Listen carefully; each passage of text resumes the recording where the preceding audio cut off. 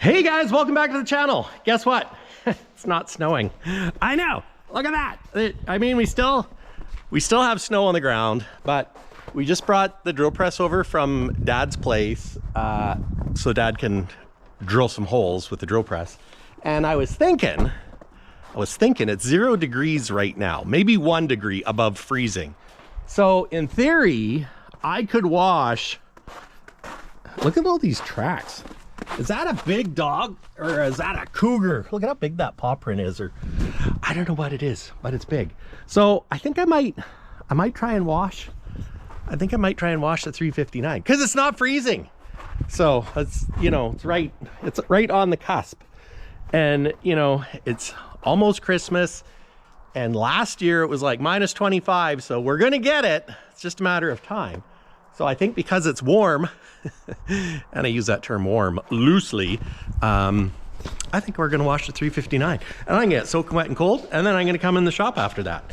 And look what Dad did. He tapered the frame. Woo! That looks really good. I'm just saying. You think so? I think so. It's practically factory. I mean, it's a little bit rough there, but you can't hardly notice. Well, I'm a truck driver. I'm not a mechanic. I'm not a fabricator. Well, and the kicker with the not a fabricator, Dad's done more stuff like this over the years for all of our trucks. And I say our trucks, but they're actually his trucks. They're not my trucks. These trucks are mine now, but back in the day, they were his trucks, so. And for all you perfect mechanics, look at my drill bit. Oh dear. It broke. We lost another drill bit. This thing will break your arm if you let it. The good old Black & Decker from the 60s. At least I think it's the 60s. It probably is. It's early 70s at the very least, so. But, yeah. There's the second piece, after I sharpened it. Yeah. These frames are tough. Oh, are they ever. But, yeah. Stubby looks like a truck, almost. So, Dad's just gonna build a leveling valve platform because on the other deck that it had, the leveling valve was attached to the deck, and when we took the deck off, it ripped the leveling valve Actually, off. I fixed that leveling valve. It's right here. Oh, you fixed it. I put it back together. See, it's back together. Almost like brand new. You take this bolt out, pull it out, the end pops out, there's 2 springs in there, and you can put it back on. So if it doesn't leak, we just saved, I don't know, 200 bucks? Probably more than that, actually. So, anyways, I'll quit talking and get to work. Although, That's a first.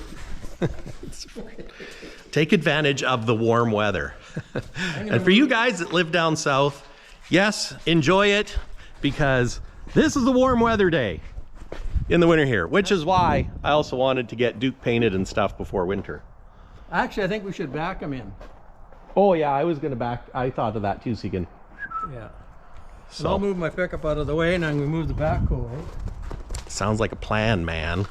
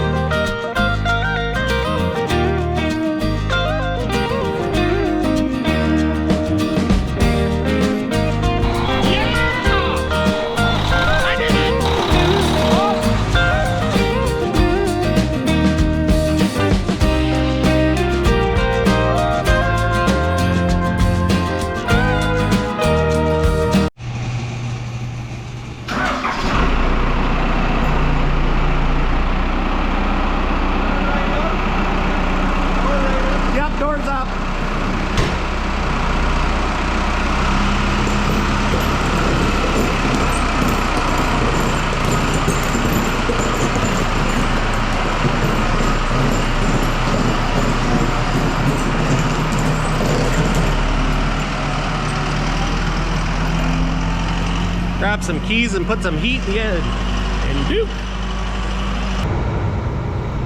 I brought my Super Duty out. I'm just checking it. I put a new turbo on it. Don't see any oil leaks. So that's good. I didn't record it Maybe I should have. But on my 99 F350, I took and changed the turbo and the turbo pedestal, because there's the, I forget what it's called, an FMPDG valve, and it was leaking oil really bad, very common on the old 7.3s.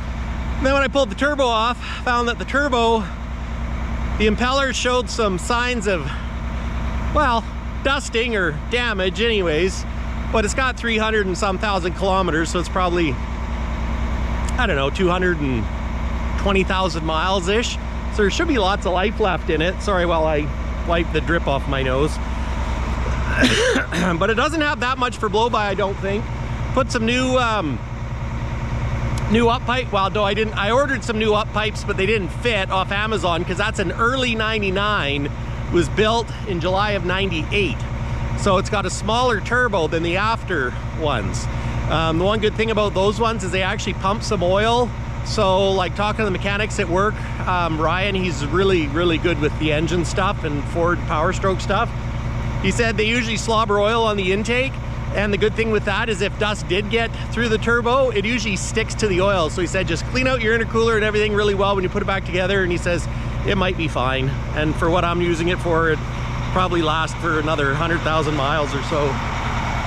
Hopefully, anyways, so that's what I did. I cleaned it up. I ended up reusing the stock up pipes, put new donut washers in, and new turbo pedestal, and I put all new glow plugs in, so she fires right up, and new batteries, because 7.3s don't like the cold weather. And look, Duke is already cleaned up. That's fantastic, because it's cold. Now, one of the things that I did on the 359 that I didn't really talk about much in the startup video, and part of why we kept it going to get some fuel through the rack, is I put some diesel clean in the fuel. I used a liberal amount. So diesel clean, injector cleaner, performance improver. I know, it'll improve your performance, guys. But the reason why I wanted to run the diesel clean through it is with the new PACCAR MX engines, they've actually had some issues where they'll run rough. And what it is bad fuel, or pardon me, low quality fuel, because it runs such a high pressure fuel pump, like 45,000 PSI in the new MX engines, they get gummed up. And they actually, this is the fix. They're actually saying you should run it, put it through your tank at least once a month. And if you do have an MX engine that's running rough, it's probably from bad fuel. And the thing is, at 45,000 PSI, the solvents, like cleaners and things that are in the fuel that's not actually diesel, it doesn't, I guess it doesn't atomize at 45,000 PSI. So it gums your injector chips, causing rough idle. And that's the fix. So my thought was, if we can leave the 389 run a little bit, get this through the injector pump, if it is the injector pump, which it probably is, because 99% of you figured it was, then at least it can sit in there. So like right now, there's diesel in there that's clean with the diesel clean in it. So maybe it'll fix itself. Probably not, but you know what? One can only hope. So anyways, I'm gonna got Duke warming up outside. I'm gonna see about squeezing him in here, and that way next weekend he's nice and dry, so I can put some paint on the front axle and paint on my fifth wheel that's color matched.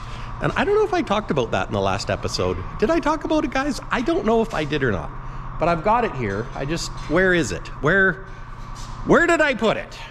You know, I'm so well organized, I can't believe that I can't find it, but it's color matched paint. So it is the proper blue that the frame was painted. And what it is, I literally don't know where I put it. Oh, it's right here.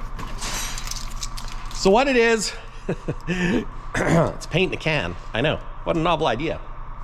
But it's got a cap on the bottom, and I guess you take this red cap off, put it on the plunger on the bottom part of the can, you bang it down, and it puts the hardener in with the paint, and then you shake it up, and you basically have 6 hours to use this can and then it's hard. So it's the actual stuff, the 2-part paint. So that's cool. But the kicker is, you know what? We need to have them inside warm and dry so we can,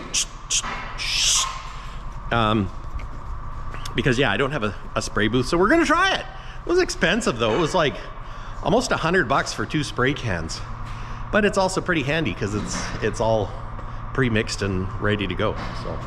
So that's what I'm gonna do with that. And we're gonna put this bad boy on because, you know, we don't want to be leaking boost because it's robbing power. We need all the power we can get. Because, you know, power gets you home and hauls the load. It's something deep and inquisitive like that. So I put my coveralls on, and a little warmer jacket, and a toque, beanie if you're in the US, but we call them toques. And I'm just gonna spray off Duke first so that, you know, I can give him a little spray job and not paint dirt. So I'll just do that before we start on the other one. You know, the 359. Don't know what to call it, so we're just gonna call it the 359. For now, anyways.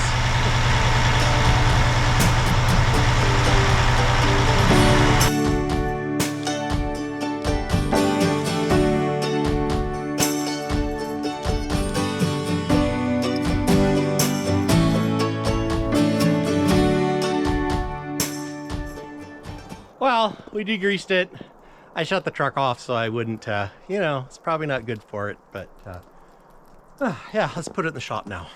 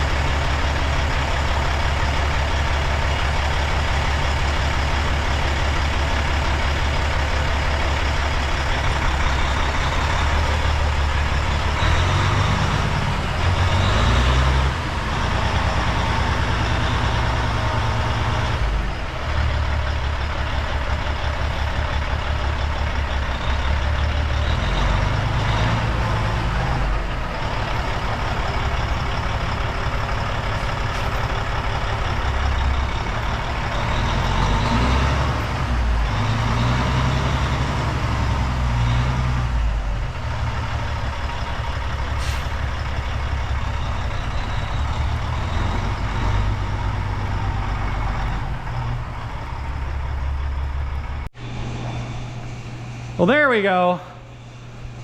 Now we got a full house again. This can drip dry off. Oh, except did I back onto the extension cord? No, we're good. We're golden. But yeah, take my tripod out. So yeah, I'm gonna touch up those, and I can touch up the front and put my pipe on, and we still have some room in the front of the shop. So we're not quite so tight.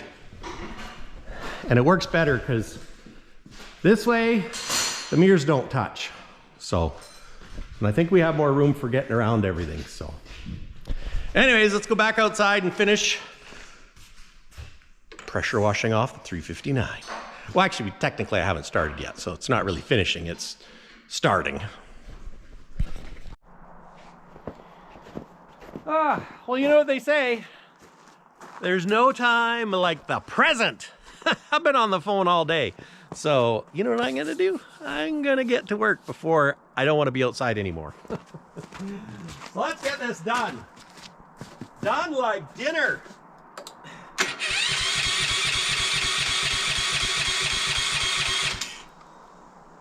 Pressure washer doesn't want to start either.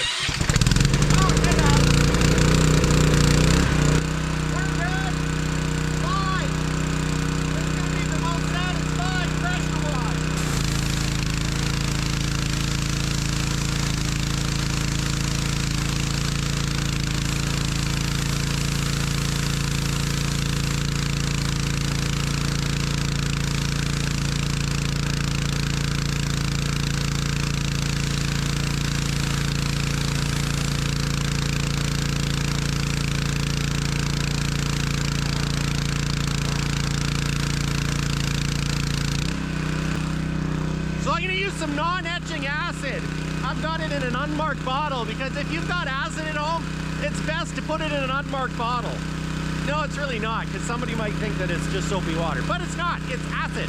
But the non-etch acid doesn't etch aluminum, so that's why you want to use it anywhere there's aluminum. It'll actually brighten it up a bit. But the regular acid works better on the paint, but it'll turn your aluminum white. And I don't want to do that. It's actually kind of shiny, so I'm gonna try this.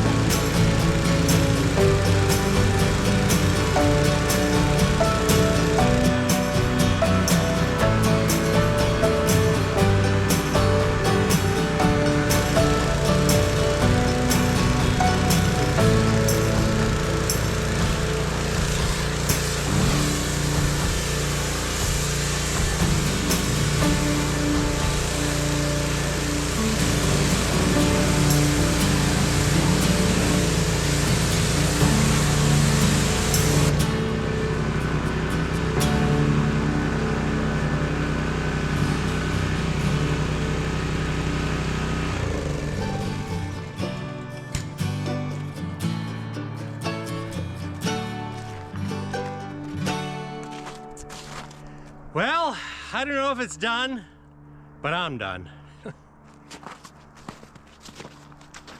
Oh, that was a task. Well, let's take a closer look at this thing. You know, I had to use a mixture between acid, non-etch acid, and spray 9. I don't know that the acid really worked much this time, but the spray 9, actually the degreaser seemed to do a good job, the purple stuff. But look at how nice the colors came up. Oh, it looks good. Well, you know, except for the rusty spots. Just don't worry about the rusty spots. But you know, this color, you can't really see it here. Well, a little bit. This is a nice metallic. That's a straight. I'm gonna use the Buffy wheel to get this off. I don't know, sometime. Not today. Probably, well, anyways, not today. This is actually painted on, so that's from the OG days. But yeah, and that fungus stuff, it really etched into the paint. So I think I might have to like do a little polish to get it out, or we'll just leave it, because you know, the paint's actually pretty good on this. I think there used to be cap power decals there, which is disappointing to not see them. That crack right there is from the radiator, from it hitting it, from thundering her down the road. That's, yeah. Oh, bungee cord, no. Ugh. But yeah, you know, you see things like that, you know, from the rough roads. But yeah, I love these painted fenders. And interestingly enough, you can see that underneath it was the lighter color blue.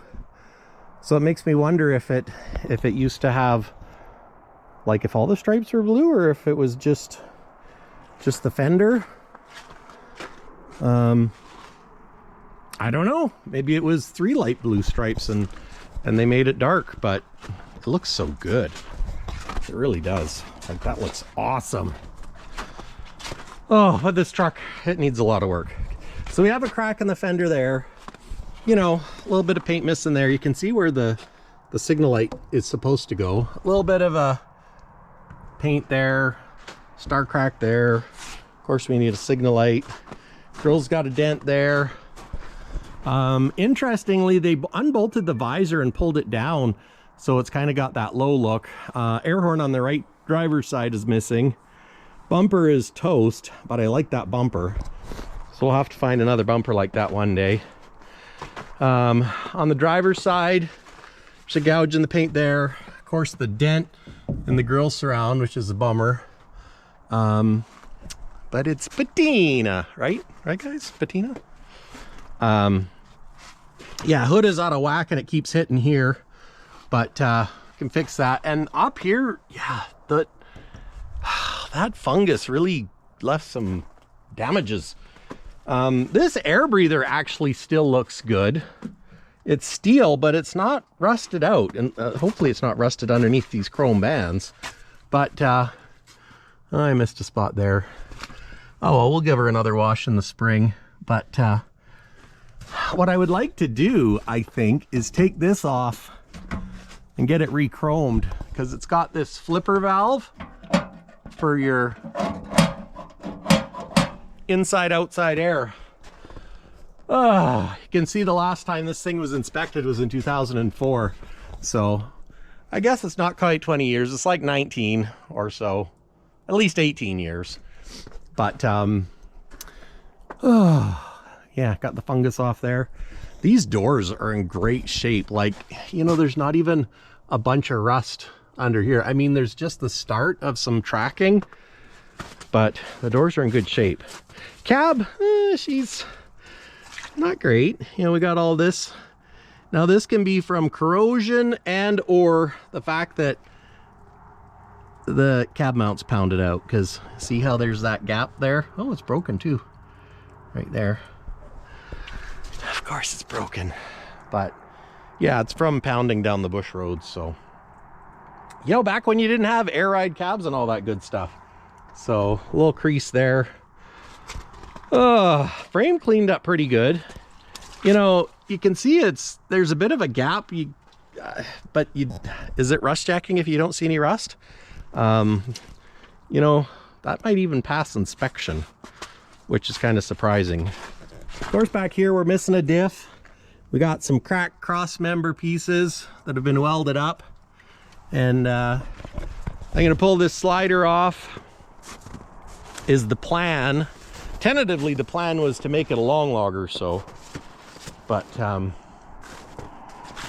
you know, I really like this paint, so what I'd like to do is get it going and keep the patina, keep the bodywork the way it is, fill in the rust holes so it doesn't leak, and then get this thing running and driving, and then after that happens, then you can worry about bodywork.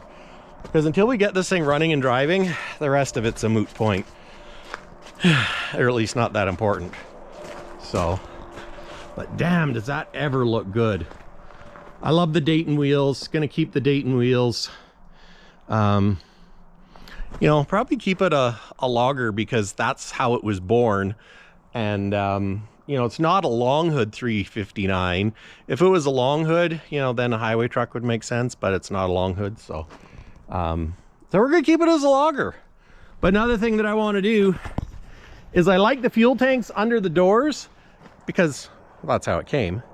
But what I don't like is the steel tanks, because I think the rust in the tanks is what led to the demise or helped the demise of the injection pump. And we haven't pulled the intake off. I'm pretty sure it's the injection pump, just like 99% of the people that commented on the other video. But I got that diesel clean in it. We'll see if it frees it up. I'll probably take it apart a bit, you know, listening to some of your comments about how you pull the back off and you can give her a wiggle or whatever. I'll probably do that before I try starting it again, just to see how bad it is. Is it a little gummy or is it rusted?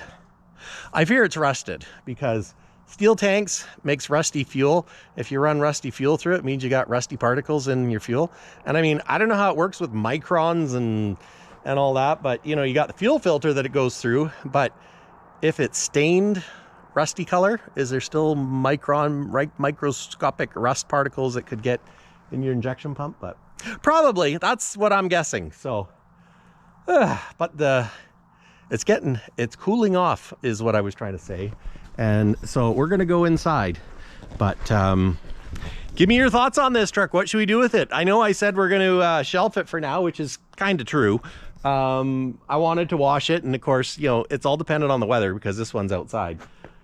You know, obviously we'll get it running and driving, but what are your thoughts with it? I think I want to leave it, this paint job, you know, pull the stickers off the door. I'm going to leave the painted part on the bottom, and I'm going to keep the Dayton wheels, the wagon wheels as some would call it. They're called Daytons. And keep them on the back. I want to find, I'm told that it's 4:6:3 ratio. Twin Sticks apparently took 4:6:3 ratios out of his truck, and I'm looking for a 4:6:3 because I want to keep it original. So, and the problem with these engines is they don't have a lot of torque and horsepower.